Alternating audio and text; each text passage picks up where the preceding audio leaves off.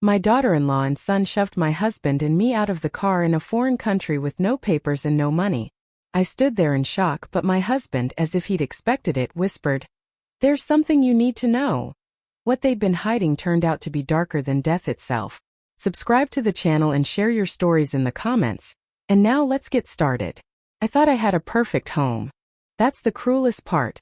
Believing the walls you built with your own hands could shield you from betrayal. Believing the steady rituals of a family meant permanence, when in truth they were only rehearsals in endurance. For 40 years, Paul Reed and I lived in our coastal town, a place where the gulls screamed in the mornings and the smell of salt drifted through every open window. People used to say we were lucky to already live where others vacationed. I believed it. I believed we had been given something solid, something safe. I was an elementary school teacher. My life was the hum of chalk against the board, the shuffle of little feet on linoleum floors, the endless patience of tying shoelaces and wiping tears. I poured myself into other people's children all day and came home to my own, never once resenting the double duty. If anything, teaching made me softer, more deliberate in how I raised my boys. I thought kindness would beget kindness. Paul was a carpenter, though calling him that almost felt too small. His hands could coax life out of the most stubborn slab of oak. He built more than furniture, he built atmosphere. The oak table in our dining room was his masterpiece. Heavy, enduring, carved with tiny ridges along the legs like waves rolling toward shore. It became the altar of our Sundays. That table saw more prayers than any church pew ever did. Around it we gathered every week.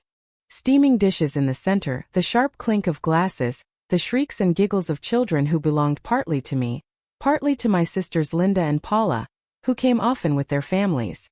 My kitchen became their kitchen. We spilled recipes across the counters like secrets. Paula's apple pie, Linda's casseroles, my bread that never seemed to rise the same twice. The house swelled with noise, with life. Paul would always bring flowers, wildflowers mostly, sometimes tucked into a mason jar, sometimes bound together with a string of twine. He never said it outright, but I knew it was his way of apologizing for the silence that followed once everyone left. He pretended he didn't care for gestures, but I saw him stop by the roadside on his way home from the shop, plucking color from the ditch. Those flowers meant more to me than roses from a florist ever could. Evenings were quiet. I graded spelling tests at the table while Paul sanded some new piece of wood in the shop. Sometimes he would come in, wipe sawdust from his brow, and sit beside me.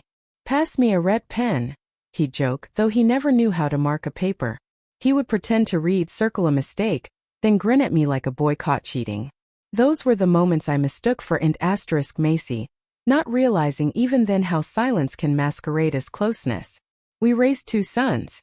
Evan, the eldest, carried light inside his chest. He was the kind of boy who lingered after class to help me stack chairs, who ran to fetch Paul's hammer without being asked, who smiled as if kindness was his native tongue. He had friends, but he never let them keep him from family. Even as a teenager, when the world usually pulls boys away from their mothers, Evan stayed anchored to me.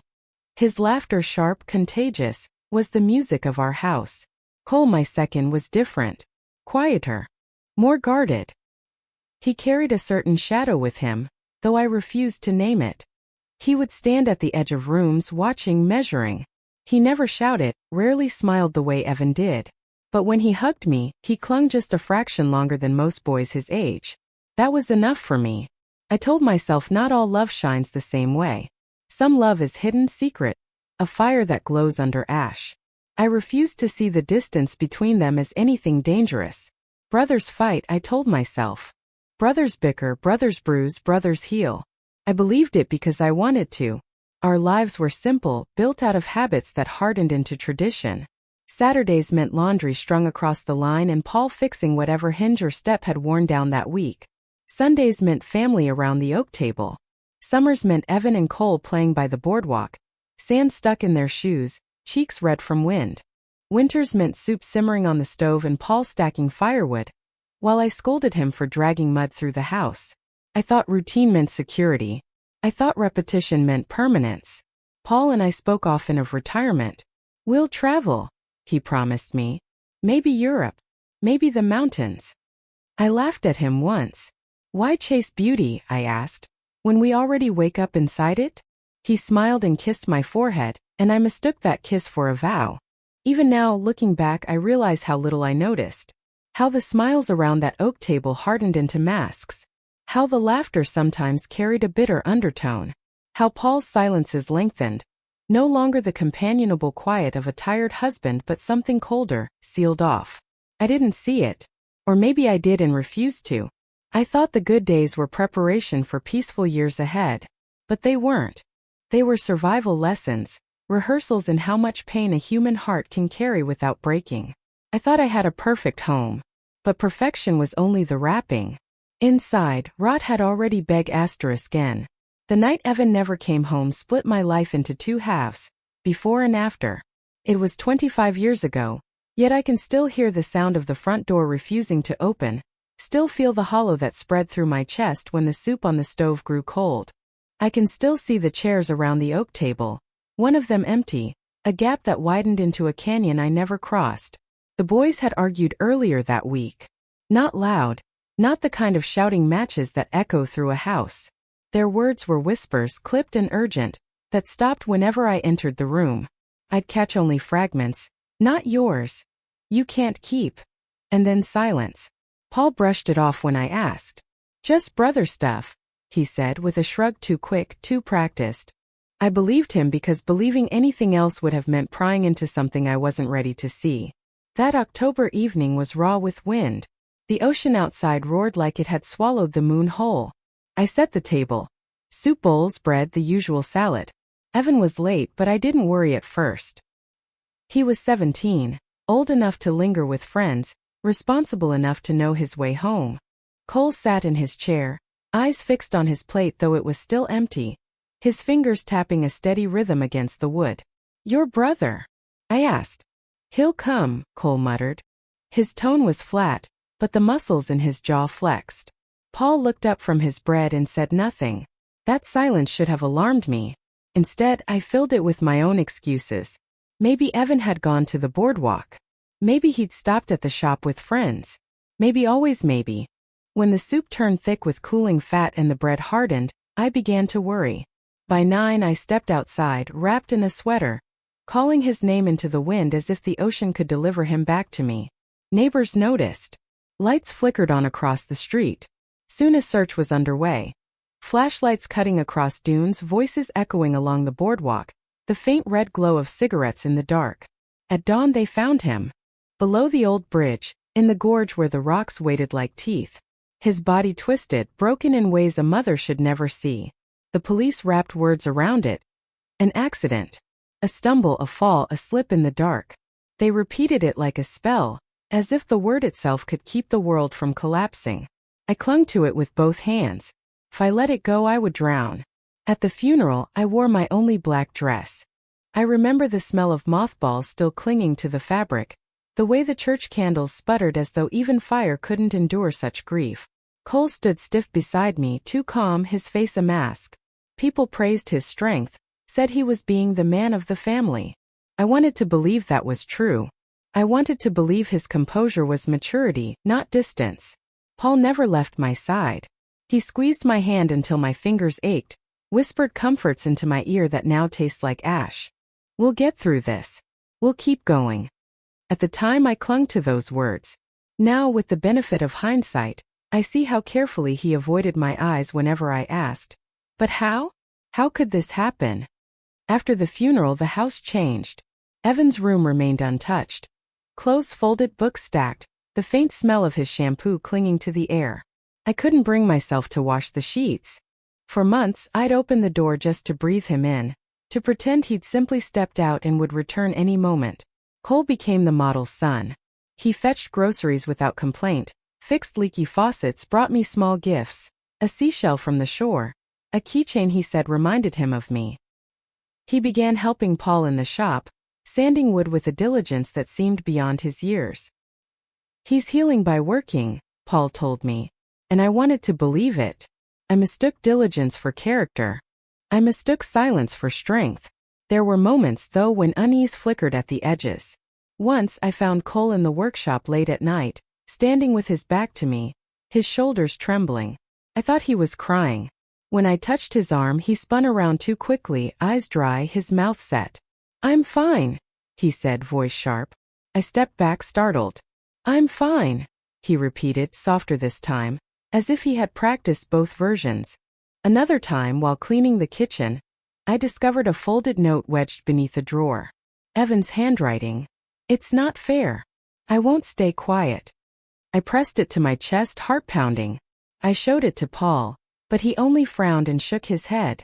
"Teenagers write dramatic things," he said. "Don't torture yourself with scraps of paper." He took it from me, and when I asked about it later, he said he'd thrown it away. Something in his eyes warned me not to push. Life moved on, as people say, though in truth it only thickened, heavy with absence. The seasons turned. Summer heat baking the boardwalk, autumn leaves blowing across the yard, winter storms rattling our windows. Through it all, Evan's absence remained a hole no season could fill. Neighbors stopped asking how I was. They assumed grief settled like dust, irritating at first, then invisible. Only Linda ever dared to speak Evan's name. "He was the good one," she whispered once, when Paul and Cole were out of *T. I silenced her with a glare, not because I disagreed, but because hearing it said aloud was unbearable. Cole grew into adulthood under the banner of diligence. He graduated, started small jobs, always keeping close to home. He was attentive, almost too attentive. If I coughed, he appeared with tea. If I mentioned a bill, he offered to handle it. Gratitude warred with unease inside me. His kindness felt rehearsed, as though he were following a script. And Paul, he grew quieter still. He avoided the gorge, avoided the bridge, avoided my eyes. I thought silence was his way of coping. Only years later would I understand it was something else.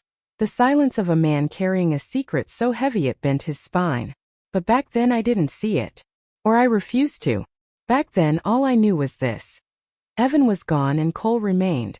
I told myself God had taken one son and left me the other. I told myself to be grateful. I told myself families survive by clinging to what's left, even if what's left is only a shadow.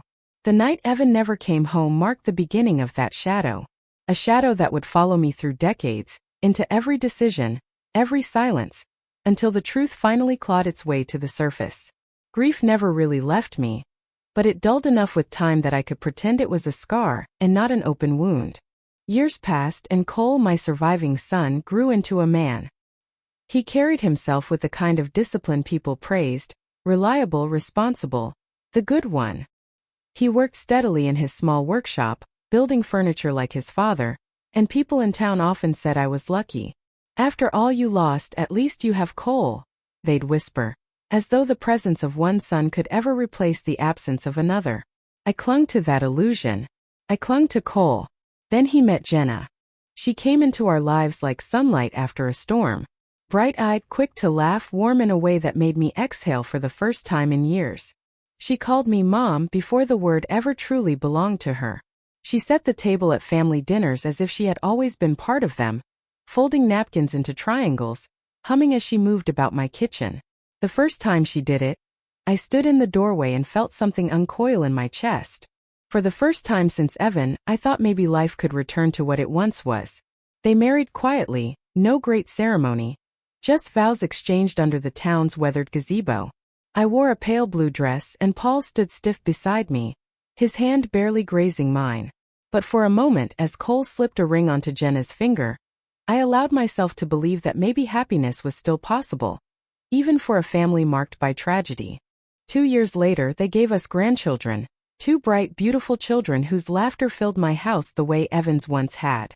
I became Nana. Little feet raced across the same floorboards my boys had scuffed. The smell of baby powder and warm milk drifted through the house, layering over the scent of sawdust and soup. I held them, fed them, sang lullabies with a voice that shook but steadied as I rocked them. Each giggle felt like proof that the universe had not abandoned me entirely.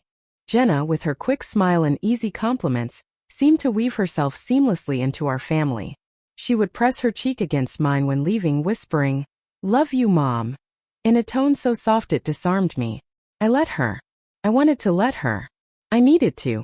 It felt for a time like life was repairing itself, like we were building something new on the ruins of the old. But sand shifts even under houses that look sturdy. It began with the will. Paul and I were in our 60s by then. The sea air aged wood and bodies alike, and the doctor reminded us often to plan ahead. Cole suggested we update our estate. Simpler this way, he said one evening as he helped clear dishes. You don't want Evan's name on papers anymore. Makes everything messy. His tone was gentle, but the words struck me. Evan erased with a pen stroke. We'll need a lawyer, Paul said. Cole smiled. I know someone. Blake. He's good. Trustworthy. He'll make sure everything's in order. The meeting was arranged quickly. Too quickly, perhaps. Paul and I sat in the attorney's tidy office, papers spread before us like open secrets. The house, the land I had inherited from my parents, our savings, about $200,000. Blake spoke in a practiced rhythm, his voice steady, his pen tapping the desk between signatures. Cole sat close, Jenna's hand wrapped around his, her smile fixed, her eyes warm. Best if Cole and Jenna are sole heirs, Blake explained. Makes distribution easy, avoids complications later. I hesitated. And the grandchildren? Of course through them. Cole and Jenna will take care of everything. It's the most practical arrangement. Jenna squeezed my hand then, her palm soft, her nails neatly painted. Mom, it's just us. You can trust us. Her voice was syrup, sweet enough to coat over the unease scratching inside me. We signed. The ink dried, but the chill it left never lifted. After that, their visits changed. Still frequent, still warm on the surface, but threaded with suggestions that felt less like ideas and more like commands disguised as care. You know, this house is too big for you too, Cole said once casually, as if the thought had just struck him. Wouldn't it be better to sell? Get something smaller? Easier to maintain? I bristled. I love this house. He smiled, but it didn't reach his eyes. Love doesn't fix leaks, Mom. Another time, Jenna brewed tea in my kitchen, moving with the confidence of someone who owned the space. Have you thought about life insurance? She asked lightly, stirring sugar into her cup. Just to make sure everything's covered. For the kids, you know. For Cole. For peace of mind. Her tone was gentle, her face earnest. But beneath it was something rehearsed, something polished smooth. I began to notice patterns. Every conversation turned toward finances. Every visit contained a new idea about what we should do. Downsize, invest differently, put things in Cole's name for simplicity. They made it sound like care, but it felt like math. Paul dismissed my worries. They're just looking out for us, he said, his voice weary. But when I pressed him, doesn't it feel like they're pushing? He only shrugged, avoiding my eyes. That avoidance gnawed at me. I wanted to believe. I wanted to keep the fragile illusion of family intact. After years of loss, after burying one son and watching the other become my only lifeline, I didn't want suspicion to be the story I lived in. But the oak table never lied. It had heard too many truths. I would sit at night, tracing the grooves Paul had carved decades ago, and feel the cold creeping in, whispering that the foundation we stood on was shifting, that what looked like devotion might only be calculation dressed in affection. And deep down, though I wouldn't admit it yet, I knew. The perfect home I thought we were rebuilding was no home at all. It was scaffolding erected on sand, and the tide was already coming in. It started small. A form here, a casual suggestion there. But pressure never comes as a hammer at first. It drips steady and patient, until even stone gives way. Cole wanted us to sign a power of attorney. Just in case something happens, he said, his tone calm, reasonable. It's only paperwork, Mom. A safeguard. Everyone does it eventually. We were in my kitchen that day, the smell of lemon polish still clinging to the counters. He had brewed tea without asking, moving confidently through drawers, knowing where I kept the sugar, the cups, the spoons. My kitchen, my sanctuary, felt like his. He poured the tea, slid a steaming mug toward me, and spoke with that measured cadence he'd perfected. You wouldn't even notice the difference, he continued. It just makes life simpler. If you're ever, not well, I can take care of things. Pay the bills. Manage accounts. No stress for you or Dad. I stared at him. His eyes didn't blink. His hands didn't fidget. He looked like a man offering comfort, but something in his stillness unnerved me. I'm not sick, I said quietly. He smiled. Of course not. But planning ahead is smart. That's all I'm saying. Behind him, Jenna moved about like she belonged there. She was wiping the counters with a cloth she had plucked from under the sink.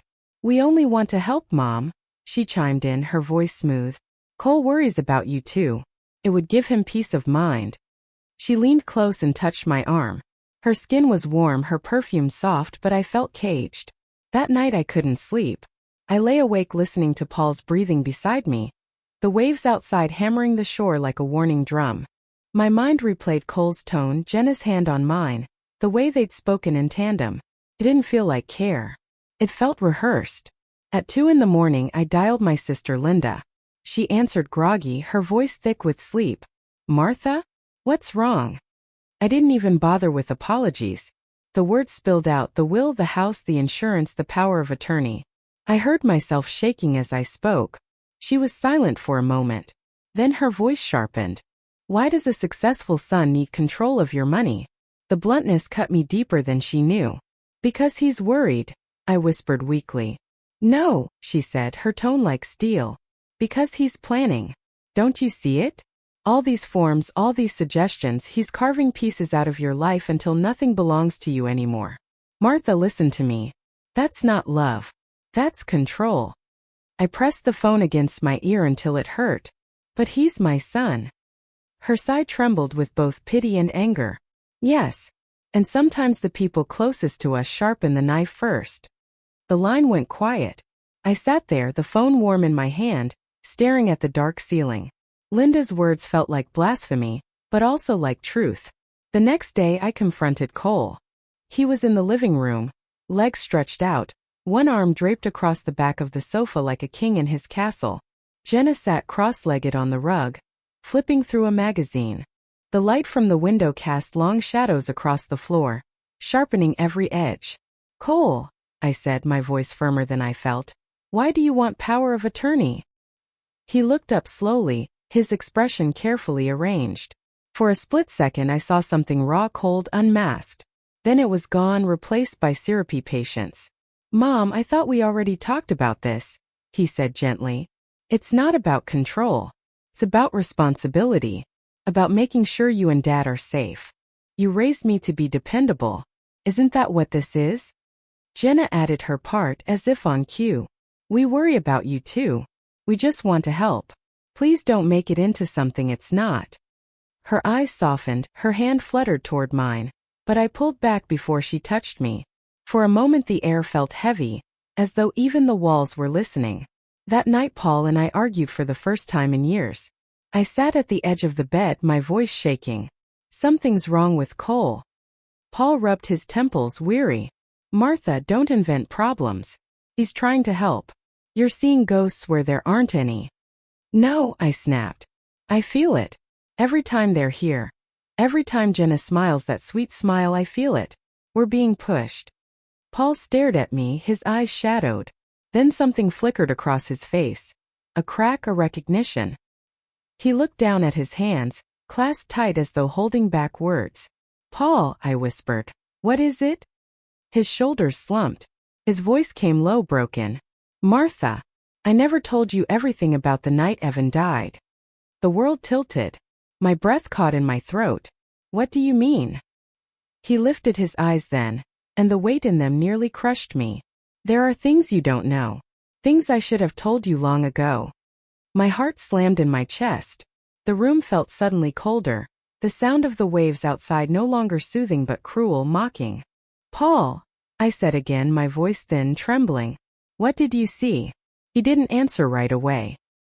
He only looked at me, eyes hollow, as though bracing himself to tear open a wound neither of us could survive. Paul sat hunched at the edge of the bed, his back to me, his shoulders heavy as if the very air pressed against him. I waited, but silence stretched too long. The tick of the clock on the wall grew unbearable. Finally he spoke. I followed him that night, he whispered. The words made no sense at first. My pulse quickened. Followed who? Cole, he said, his voice fraying. I followed Cole to the gorge. I stared at him, disbelief clawing at my chest. For 25 years we had lived under the word accident. It had become the scaffolding I leaned on to survive. Now with 4 words Paul had kicked it out from under me. "What do you mean?" My voice came out hoarse, foreign to my own ears. Paul turned then, his eyes wet but not from fresh tears. They looked ancient, corroded with decades of rot. I saw them. Evan and Cole. They were fighting. My breath seized. Images flooded me. My 2 boys whispering in corners, their sudden silences when I walked into rooms. I had told myself it was nothing. Brother stuff. Ordinary.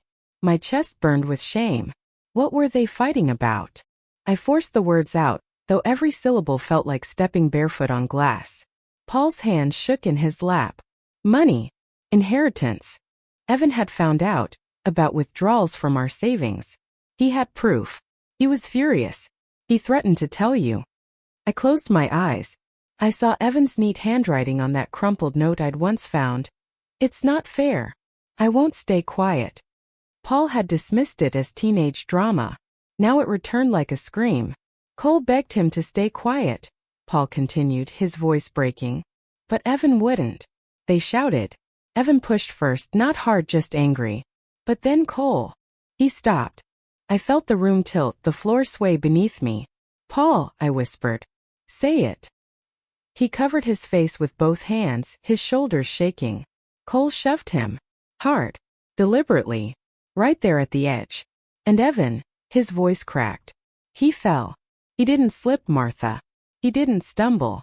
He fell because his brother put his hands on him and pushed. The words carved into me, deeper than any blade could. For a moment the room dissolved. I was back at the gorge, hearing the rush of the river below, smelling damp stone, seeing flashlights cutting through darkness. But this time I wasn't holding on to hope. This time I saw it as Paul had seen it.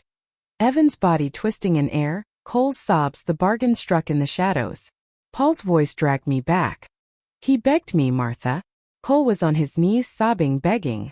He said it was an accident, that he didn't mean it, that he would change if I kept quiet.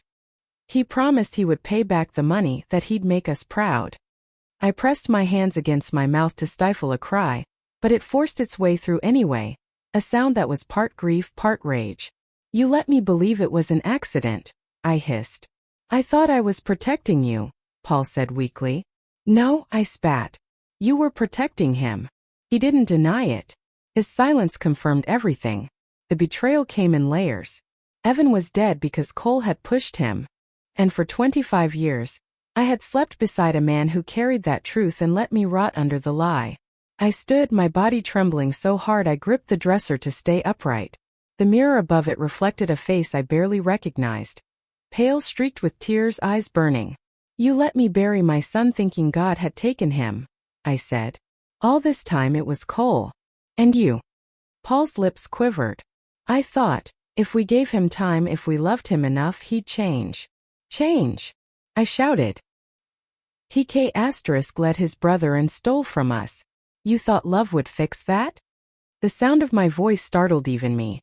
For decades I had been quiet, the steady mother, the forgiving wife.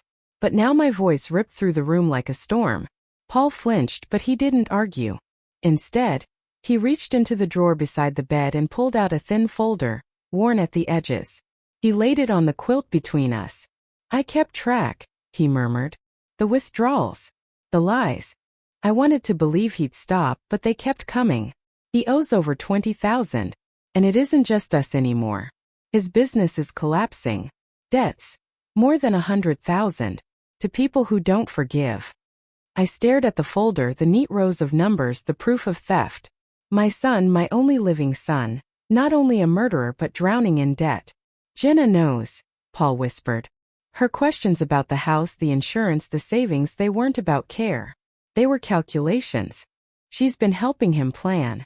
They've already decided what we're worth." My knees buckled and I sank into the chair by the window. Outside, the waves pounded the shore, relentless, merciless. I thought of Jenna's soft "love you, Mom," her hand squeezing mine in Blake's office. I thought of Cole's calm voice urging us to sell the house. None of it had been love. It had been strategy. Paul's confession hung in the air like smoke, thick and choking. My mind reeled, trying to reconcile decades of memories with this new jagged truth. The Sunday dinners. The birthdays. The grandchildren running through the yard. All of it built on a lie, all of it poisoned. For a long time neither of us spoke. The only sound was the clock, ticking away the years I had wasted believing in a perfect home. Finally I whispered, "We have to go to the police." Paul's face crumpled. It's been 25 years. No evidence. No witnesses. Who would believe us now? They'll believe me, I said. My voice no longer trembled. It was cold sharp. Because I won't be silent. Not anymore. Paul looked at me, his eyes wide, searching. But whatever he saw there, fury, resolve, the ghost of Evan standing between us, silenced him. The truth was out. The dam had broken, and there would be no putting it back. The morning after Paul's confession, I moved like a ghost through the house. I boiled coffee, cracked eggs into a pan, set bread on the table, motions of normalcy though nothing was normal anymore. Every clatter of a spoon against a plate reminded me of Evan. Every silence between Paul and me stretched like a noose. The truth sat in the room with us, thick and sour. Evan had not stumbled, had not slipped. He had been pushed.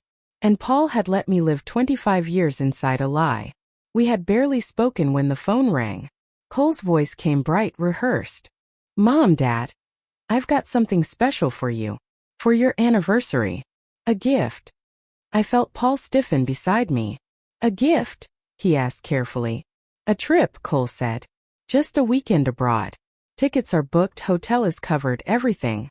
All you have to do is pack a bag." Jenna and I insisted. "You deserve it after everything you've done for us." I should have felt touched. I should have been moved. But my stomach tightened. Cole had never been extravagant. He pinched pennies. He tracked every expense. Now suddenly he was buying us flights? Where? I asked. "A short flight," he said. "Not far. Coastal. Romantic. Just the two of you." His tone was a salesman's, smooth, coaxing. "The kids and I will take care of things here." Jenna's voice chimed in faintly from the background, syrupy sweet. "Mom, you need this. Trust us." Trust. The word curdled in my mouth. Paul nodded slowly, though his face was gray. "All right," he said. His voice was flat, resigned. I wanted to refuse. Every instinct screamed not to go. But Paul's eyes met mine, and there was something in them, a plea, a warning. Against my better judgment, I agreed. 2 days later, we were on a plane. The flight was only 2 hours, but it felt like an exile. The cabin buzzed with chatter, children kicking seats, attendants smiling their plastic smiles. Paul sat rigid beside me, his hands clasped, his eyes locked on the seatback in front of him. He barely spoke.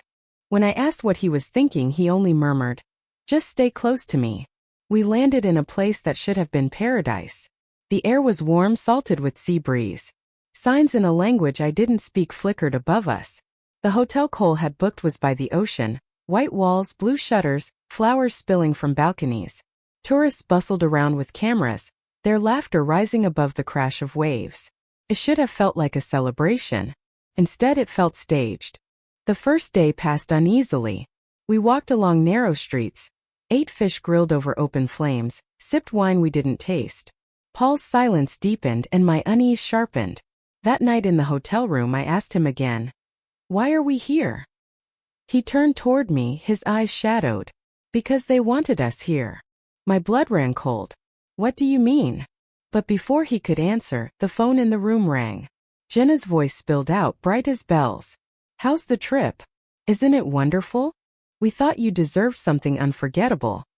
The next morning, Cole arrived in a rented car. "A drive along the coast," he said cheerfully. "Best way to see the country. Come on, Mom. You'll love it." The car smelled faintly of cologne and sea air. The windows were down, wind rushing in. We drove past cliffs that plunged into blue water, past villages with laundry flapping in the sun. On the surface, it was idyllic. But inside, every nerve in me screamed. Then, without warning, Cole pulled over. The stretch of road was deserted. Waves crashed far below. The air smelled of salt and rust. He smiled too wide. "Step out, breathe the sea air. You'll never forget this view." Jenna leaned over from the front seat. Her voice was sweet, but her eyes glittered. "Go on. Stretch your legs." I hesitated, but Paul squeezed my hand. Come, he said quietly. His tone was strange, not coaxing but commanding. We stepped out. The wind whipped my hair across my face. The sea roared. Before I could turn, I heard it. The slam of car doors. Our bags. Our passports. Our phones. All inside. The engine roared to life. The car sped away, tires spitting gravel. Cole's profile a blur in the window. We were left standing on the roadside, alone. For a moment I couldn't breathe. My knees buckled. Paul. He didn't look surprised. His face was pale, grim. I thought so, he murmured. You thought so? I gasped. You knew? He took my arm, steadied me. Martha, you need to know everything. Everything I didn't tell you about Evan. About Cole. About Jenna. This. He gestured to the empty road, the vanished car. This is part of it. It's been building for years. The waves thundered below. My pulse thundered inside me. The world tilted, spun, collapsed into a single truth. We were prey. And the hunt had just begun. The sound of the rental car faded into nothing, swallowed by the wind and the waves. I stood frozen on the roadside, staring at the empty stretch of asphalt where my son had abandoned us. My pulse hammered in my ears. My breath came shallow, uneven. My knees wanted to give way, but I refused to fall. Paul, however, didn't move. He just stared after the disappearing car. His jaw clenched, his eyes heavy with a resignation that chilled me more than the sea breeze ever could.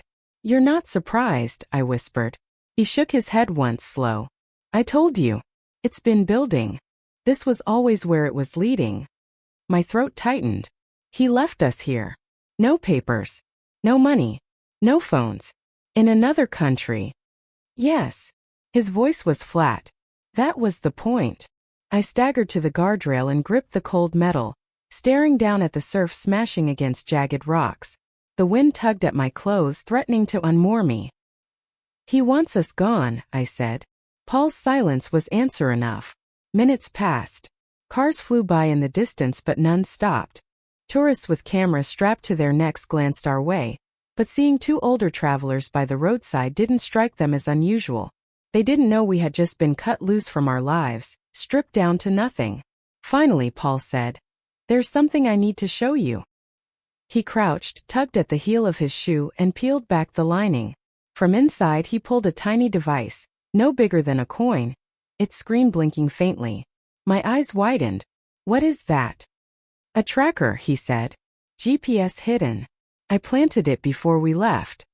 I stared at him, speechless. "I suspected something," he continued. "Not this exact plan, but enough. I knew Cole wouldn't waste money on generosity. I knew a trip meant control. So I came prepared." I pressed a hand to my chest, trying to slow the thundering of my heart. "You knew. And you didn't tell me?" He met my gaze, his eyes hollow. "If I had told you, you wouldn't have come. And if you hadn't come, they might have found another way. Something worse. I had to see their game played out." My stomach lurched. My husband had walked me into a trap deliberately. Betrayal layered upon betrayal. But I couldn't argue, not here, not now. Survival overrode rage. We began walking, the coastal road stretching endless before us. My throat ached with thirst. My legs shook. Tour buses roared past, their passengers pointing cameras at cliffs and sea while we trudged unseen. Finally, a truck slowed, the driver leaning out with a cigarette dangling from his lips. His language was foreign, but his gesture universal. "Climb in." The cab smelled of diesel and tobacco. The man spoke little, only pointed toward the city when I tried to explain. Paul kept the tracker tight in his palm. We rode in silence, the road winding inland, leaving the sea behind. My hands trembled in my lap the entire way. Hours later, the trucker dropped us outside a squat concrete building marked with a flag I barely recognized. The consulate. Relief surged so quickly I nearly wept. Inside, we explained in broken fragments, our voices shaking. Stranded. No documents. No money. Abandoned. The officials listened gravely, took notes, asked for details. "Temporary IDs," one said. His accent thick but his tone steady. "We will issue. You will return home soon." That night, in a cramped waiting room with fluorescent lights buzzing overhead, Paul finally revealed the rest. He tapped his wrist and lifted his smartwatch from his arm. This, he said, has been recording since we left home. I stared at him, my mouth dry. Conversations, he explained. Cole, Jenna, everything they said to us. Their suggestions, their talk about wills, insurance, the house. It's all here. Proof. If they try anything again, we'll have their words. The watch lay in his palm, its face dark, innocent. Yet inside it carried the weight of betrayal documented. A ledger of treachery. Why didn't you tell me? I whispered again. His eyes flickered. Because you still wanted to believe. You needed to. And I needed you to act natural, to let them speak freely. I pressed my fists into my lap. Fury rose in me like bile, but I swallowed it. There would be time for anger later. For now, survival demanded patience. The consulate arranged our passage home. On the plane, the cabin dimmed to night mode. Passengers asleep beneath thin blankets. I sat rigid, eyes open, mind racing. Every hum of the engine reminded me of Cole's voice. Just a short trip. You deserve it. Every rustle of fabric recalled Jenna's soft hand on mine, her whisper. Trust us. Trust had become poison. Back home, silence greeted us. The house stood unchanged, as though mocking the storm inside us. But peace was an illusion. The very next morning, the phone rang. Cole's voice came bright, cheerful. Mom, Dad, how is it? Wonderful, I hope. We thought we'd make it even better. A family outing. The lighthouse this weekend. Perfect spot for photos. I gripped the receiver so tightly my knuckles whitened. Paul, listening from the kitchen, gave a slow nod. His jaw was set. Yes, I forced myself to say. That sounds lovely. When I hung up, the air in the room turned heavy. Paul placed the watch on the table between us, its silent face reflecting the morning light. They'll try again, he said. Different place, same plan. I nodded slowly. My heart pounded, but my voice came out steady. Then we'll be ready. And for the first time I realized survival would no longer be passive. It would be deliberate. Calculated. They had made us prey once. But at the lighthouse we would not be prey. We would be something else entirely. The invitation came wrapped in warmth. Family outing, Cole had called it, his tone almost boyish over the phone. The lighthouse is perfect this time of year. Clear skies, sharp horizon. Bring the camera, Mom. We'll take photos together. Photos. The word lodged in me like a splinter. After the staged gift of the trip, after the abandonment abroad, after Paul's confession about Evan, I knew better. Still I agreed. Because sometimes survival means stepping into the snare with your eyes open. On the morning of the outing, I moved through the house like a soldier dressing for war. I pulled on my heaviest coat though the air was mild. Its weight steadied me. I slipped Paul's watch into my pocket, the watch that held hours of recorded poison. The tide outside roared faintly, a reminder that watery road stone given enough time. I no longer felt eroded. I felt sharpened. The lighthouse stood on the edge of the coast, where cliffs plunged into foam and spray. I had always loved it from a distance, its white tower piercing the sky, its lantern room gleaming like an eye. But up close it was different. The stones damp, slick with moss, the air heavy with brine. The path wound narrow, gravel shifting beneath each step. Cole arrived prepared. Too prepared. He carried a backpack bulging with supplies. Maps, he explained casually. First aid kit, ropes just in case. You never know out here. His smile was stretched thin, a mask pulled tight. Jenna fluttered beside him, camera in hand, her voice syrupy. Smile, Mom. This is going to be beautiful. Paul walked beside me, his grip steady on my elbow. His eyes scanned everything, the rocks, the cliff edges, the way Cole positioned himself too close, Jenna too eager with her photos. He didn't need to say it. We both knew this was no outing. The wind tore at our coats. Pebbles skittered across the path, sliding toward the 40-yard drop. Far below, waves crashed mercilessly against jagged stone. The horizon was endless, but I felt caged. Step back a little, Cole urged, gesturing toward the cliff's edge. His voice was smooth, coaxing. Get the horizon behind you. Perfect as H*T. Jenna raised the camera, her smile widening. Yes, yes. That's it. Just a little more. Smile, Mom. Last photo. The phrase cracked her mask. Her voice sharpened, brittle as glass. Last photo. Paul caught my wrist. His grip was iron. Cole moved suddenly, lunging forward. His hands reached not for the camera but for us. His face twisted, not calm, not kind, but raw with desperation. Paul caught him mid-swing, their bodies colliding. "Then you're coming with us," Paul roared. For a heartbeat, all four of us tangled together. Me, Paul, Cole, Jenna. A grotesque knot of family bound by blood and betrayal, swaying at the lip of the world. Pebbles tumbled past our feet, vanishing into the abyss. Then the ground gave way. Air shrieked past my ears. The sky spun. Rocks rushed upward. My scream tore from me, but the wind ripped it away. Impact. Pain exploded through my body, sharp, blinding. Bones shattered, blood filled my mouth. The taste of iron, the burn of salt, the throb of brokenness. For a moment I thought death had come. Then Paul's voice, ragged, urgent, pierced through. "Martha, don't move. Play dead." I froze. I clung to stillness the way I once clung to faith. Every instinct screamed to cry out, to writhe against the pain. But I forced myself to lie limp, eyes closed, chest rising shallow. Above me, Cole groaned. Stones crunched as he shifted. Jenna's voice spat curses. "The old folks." "Dead," Cole gasped. His tone was certain. Hope flickered like a dying ember. They staggered away, their voices low but carrying in the wind. "Loose rock," Jenna rehearsed, her words crisp, cold. "Tragic fall. We tried to help." "Yes," Cole muttered.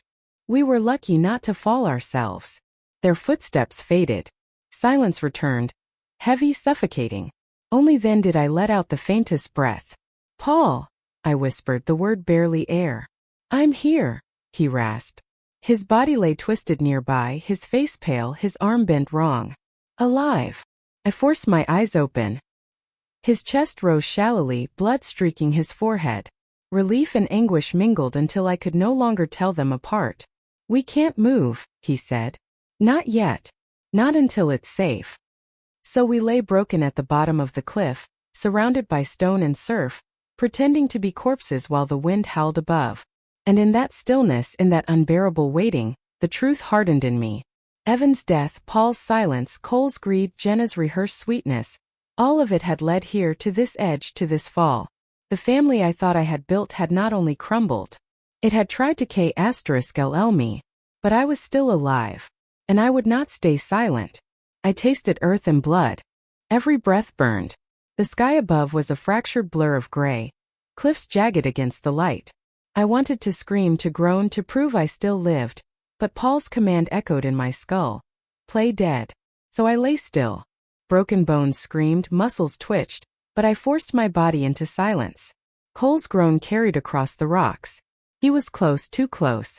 I listened to the scrape of gravel as he shifted, the sharp intake of his breath. Jenna's voice came next, harsh, stripped of sweetness. "The old folks," she spat. "Dead," Cole rasped. The word cut me. He said it with certainty, with relief. My heart pounded so loudly I feared they would hear it. Their footsteps staggered, circling, then moving away. Voices lowered, rehearsed, as if practicing lines for an audience. "Loose rock," Jenna murmured. "We warned them, tried to help. They didn't listen." Cole repeated, his tone wooden. "Loose rock. Tragic fall. We tried to help." The words rolled like stones in my stomach. They were writing our epitaphs before our bodies had cooled. Only when their voices faded into distance did I let a breath escape. Pain lanced through my chest. "Paul," I whispered, my lips barely moving. "I'm here," came his rasp. His voice was thin, strained, but alive. I turned my head slowly. He lay only a few feet away, twisted awkwardly. His arm bent at a grotesque angle. Blood matted his hair, streaked his cheek. Yet his eyes, those weary, guilty eyes, still open to meet mine. Alive. Relief and anguish tangled inside me until I could hardly breathe. "We have to stay still," he whispered. "They'll come back to check." I swallowed blood. "How bad?" His chest rose shallowly. "Ribs. Arm. Maybe leg. And me." His gaze scanned me quickly. "Broken wrist. Bruises. Cuts. But alive." Alive. That word had never felt so heavy. Silence pressed around us, broken only by the ocean's roar below. The cliff face loomed high, impossible. I tried to shift my legs and a bolt of pain nearly blacked out my vision. Paul shook his head sharply. Don't move. So I stayed still. We both did, two broken bodies pretending to be corpses while the world decided our fate. Minutes crawled like hours. My mind spiraled. I thought of Evan, his laughter, the way he used to stand at the edge of the yard with sunlight in his hair. I thought of that note, "It's not fair. I won't stay quiet." He had tried to speak. He had died for it. And now Cole had tried to finish what he started by *ling us. The betrayal pressed so hard on my chest I wondered if grief itself could shatter ribs. I turned my head slightly toward Paul. "Tell me everything," I whispered. He closed his eyes. "Not now." "Yes, now." My voice, though faint, held steel. "If we die here, I will not go into the ground with lies." He swallowed. His lips trembled. "And then the dam broke. Evan found out," he whispered. "Cole had been stealing. He had records, proof. He threatened to expose him. They argued. Cole begged him to keep quiet. Evan refused. Cole shoved. He fell. I saw it all. The world spun, though I already knew this truth. Hearing it aloud was a blade turned inside me. And you stayed silent." Paul's eyes filled with tears. "He was our only son left. I thought I was saving what remained. I thought time and love would change him." A bitter laugh clawed up my throat, half sob, half snarl. "You thought love could cure murder." He flinched but didn't argue. "And the money?" I pressed. "Gone," he admitted. His workshop never paid. Debts piled up. Gambling may be worse. Over 100,000 owed. To people who don't wait kindly. Jenna knew. She joined the plan. The house, the insurance, all of it was their way out. I closed my eyes, the pain of betrayal deeper than the physical agony tearing through my bones. My son, my flesh and blood, had placed a price tag on my life. And my husband had let silence make him an accomplice. Wind howled through the gorge. My teeth chattered though the air wasn't cold. Time stretched. I drifted in and out of pain, each moment punctuated by the memory of Cole's voice declaring us dead. Then a distant sound. Rotor blades. Chopping the air. Louder, closer. A helicopter. Paul's eyes widened. Rescue. Panic jolted through me. "If they see us alive." He shook his head fiercely. "Stay still. Stay dead." The helicopter thundered overhead. Dust and grit whipping around us. Voices shouted, harnesses clinked. But I didn't move. I let my limbs hang limp, my eyes half shut. Paul mirrored me, his chest barely rising. Hands touched me, checking for life. Someone shouted in the foreign tongue. Another voice replied. A harness slipped around me, lifted me slowly. The world tilted, the cliff face shrinking as I rose. Paul's body followed. Even as they pulled us into the helicopter, I kept my face slack, my breathing shallow. Because if Cole and Jenna suspected we lived, they would finish the job. As the blades roared and the ground fell away, one thought beat louder than the pain. I am not dead. I will not die for them. And when I rise again, it will not be as prey, but as witness. The smell hit me first, antiseptic sharpness, bleach masked with lavender, the faint copper tang of blood. My body floated in waves of pain, every nerve raw. Beeping monitors pulsed around me, voices low, echoing in the sterile space. I wanted to open my eyes, to sit up, to scream. But instinct told me not to. Play dead. So even in the hospital I kept still. My lids heavy, my breath measured shallow. Nurses bustled. Machines clicked. And somewhere in that fog, I heard the familiar voices. Cole. Jenna. They were here. Their tones dripped with sorrow so perfectly rehearsed it could have won awards. We just want to say goodbye, Jenna whimpered, her words sticky with grief she did not feel. Please, Cole added, his voice husky. We need closure. Let us near them. Closure. I wanted to laugh, but I kept my face slack. Soft footsteps approached. A presence loomed at my bedside. A hand brushed against the sheet near mine. Cole's voice dropped to a whisper, meant only for me, or for the corpse he believed me to be. You shouldn't have asked about money, Mom. His tone was low, almost conversational. Some truths like Evan are better buried. *T through me. My stomach lurched, but I forced stillness. A sharp intake of breath came from the other side of the bed. A woman's voice, young, clipped, startled. Not Jenna. Not Cole. A nurse. She had heard. Cole straightened quickly, his tone turning back to grief. Thank you for letting us see them. We'll arrange everything. Their footsteps retreated, fading down the corridor. Only then did I allow my fingers the faintest twitch. Just enough for the nurse to notice. Her breath hitched. Ma'am, she whispered. Did you? I shifted my finger again. Twice. She understood. I dared a glance, opening my eyes a slit. The nurse was young, her badge reading Ava. Her eyes widened, but she schooled her face quickly, glancing toward the door to be sure we were alone. You're alive, she breathed.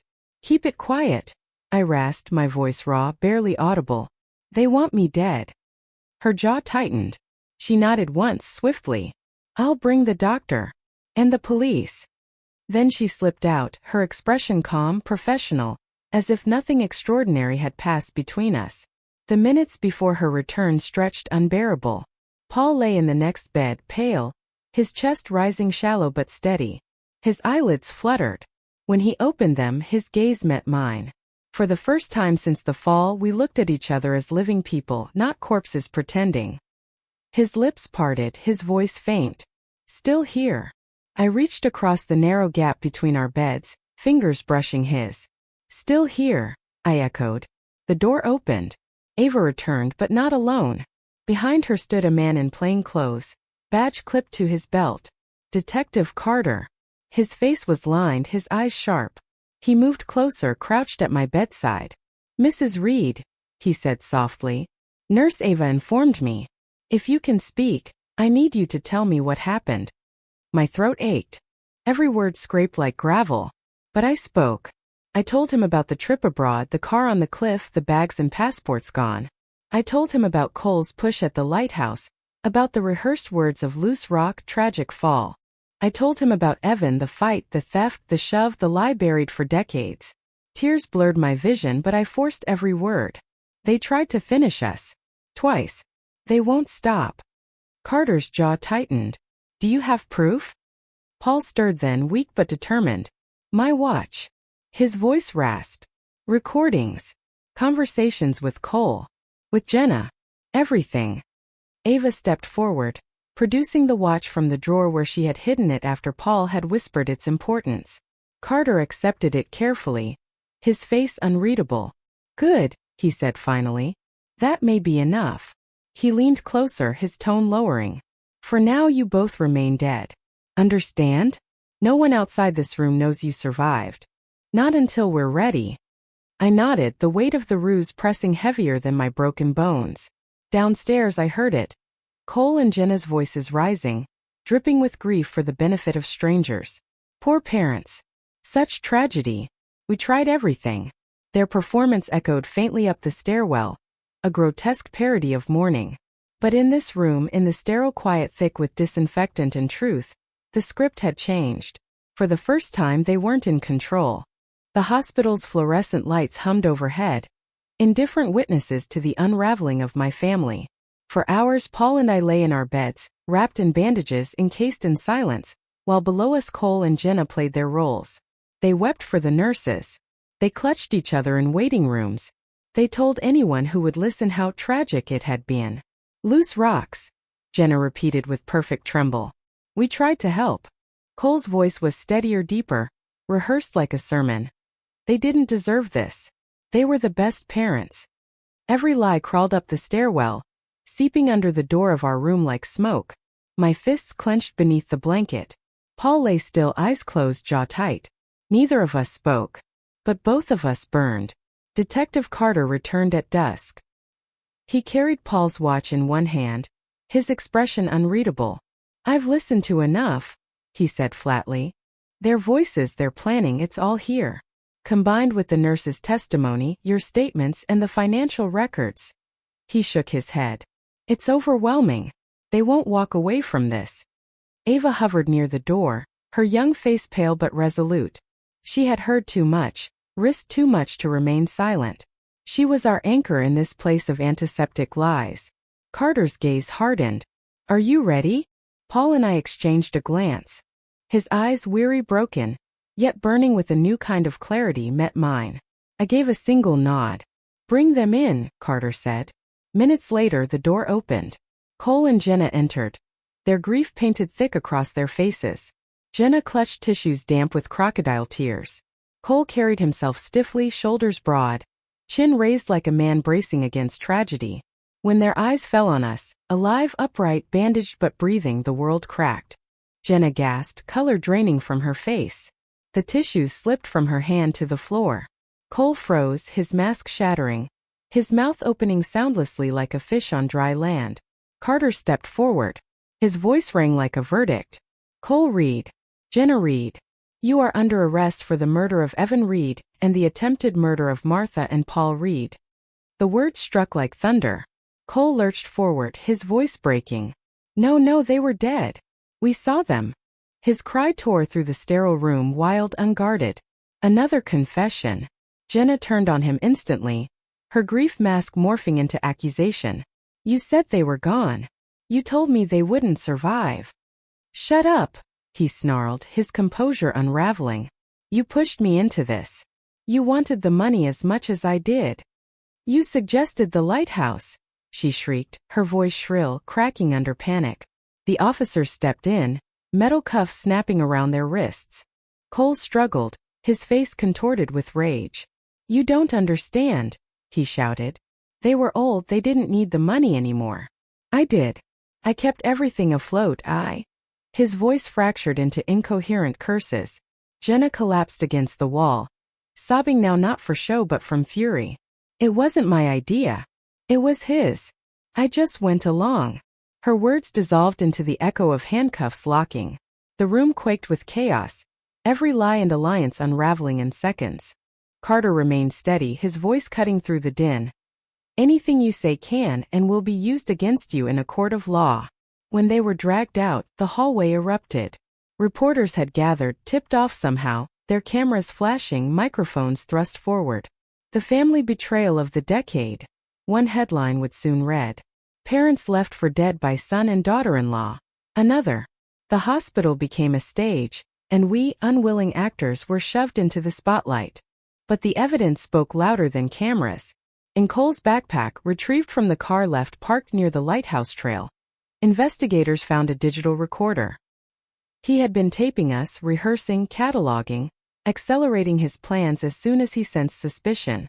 The paranoia that drove him to record became his undoing. On the device, his own voice outlined the scheme. Pressure over the will, the staged trip abroad, the lighthouse accident. Forensics confirmed years of theft. Forged signatures, altered documents. More than $50,000 siphoned quietly from our accounts over 5 years. His business, far from thriving, was a hollow shell. Debts exceeding $100,000, some owed to lenders who operated far outside the law. Jenna's fingerprints littered the papers, the forged applications, the altered contracts. Her rehearsed innocence crumbled under the weight of cold proof. The district attorney called it airtight. "We don't often see betrayal of this magnitude so meticulously documented," he said grimly at the first press conference. "This case is as much about greed as it is about murder." Meanwhile, social services stepped in. Their 2 children, my grandchildren, were placed in temporary foster care. The thought split me worse than any broken bone. Those innocent faces, pulled from the only home they'd known, now bound to the shame of their parents' crimes. Paul and I, still bound in casts and slings, began the process of seeking custody. Lawyers swarmed, papers piled, endless interviews and evaluations. It was exhausting, humiliating, but necessary. Those children had already lost enough. I would not abandon them to the same silence that swallowed Evan. The media followed every step, their cameras camped outside the courthouse. Neighbors whispered, friends avoided our eyes. Some shook their heads in pity, others in morbid fascination. "Can you imagine?" they murmured. "Your own son." I didn't have to imagine. I lived it. Nights were the worst. The quiet of the house throbbed with memory. Evan's laughter echoed in corners. Cole's voice, smooth, calm, rehearsed, haunted every room. Paul would sit at the oak table he once carved, his hands trembling around a glass of water, his eyes far away. We spoke little. Words felt too small for what had been revealed. But silence no longer protected anyone. The road to court was paved with statements, recordings, documents, tears. Every piece of evidence was another nail in the coffin of what once had been my family. Every headline reminded the world, and me, that betrayal had lived not in strangers, but in the faces I loved most. And still I prepared. Not just for trial, but for the moment I would look my son in the eyes and tell him the truth, that he had already been dead to me the night he led his brother. 6 months passed before we saw the inside of a courtroom. 6 months of healing bones and restless nights, of endless paperwork, of reporters hounding the doorstep like carrion birds. 6 months of learning how to breathe in a house that still smelled of Evan, that still echoed with the false devotion of Cole and Jenna. By the time the trial began, my crutches clicked against the marble floors, and Paul walked with a cane. We were survivors on display, our bodies stitched together with pins and scars. Our silence no longer a shield but a wee *P***N. The courtroom was cold. Light filtered through tall windows, casting long rectangles across the polished wood. On one side sat the prosecution, their files stacked, their voices sharp. On the other sat Cole and Jenna, dressed in black as if mourning something. Perhaps the illusion of family. Perhaps themselves. I looked at Cole and saw not my son, but the man who had pushed Evan into darkness, who had left us stranded abroad, who had lunged at me by the lighthouse. He wouldn't meet my gaze. His jaw worked, his fingers tapped the table. Jenna, by contrast, lifted her chin defiantly, her eyes darting from jurors to cameras, searching for sympathy.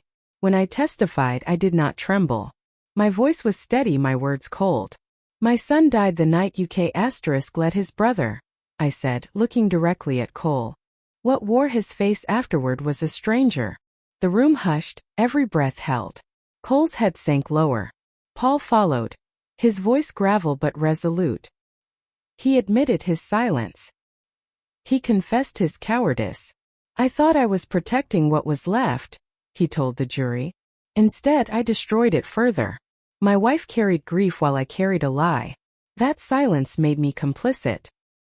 His words broke something in the room, a hush of raw honesty even as he condemned himself. The evidence was relentless. Recordings of Cole and Jenna discussing wills, insurance, the lighthouse. The recovered recorder from Cole's bag, his own voice mapping the scheme. Bank statements showing forged signatures, years of siphoned funds. The watch, Paul's final redemption. Replayed conversations that dripped with greed and calculation. And then came the most damning piece. Cole's outburst at the hospital. They were dead. We saw them.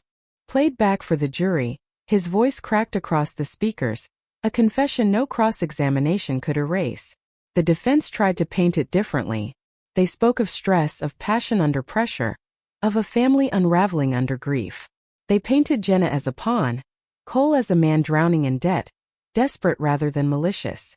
But desperation is not an excuse for murder. The jury's faces hardened more with every lie. When Jenna took the stand, she tried tears. I loved them, she whispered. They were like parents to me. I never wanted this. But the recordings betrayed her. Her voice rehearsing the loose rock story, her sharp smile. Last photo. Sympathy drained from the room like water through a sieve.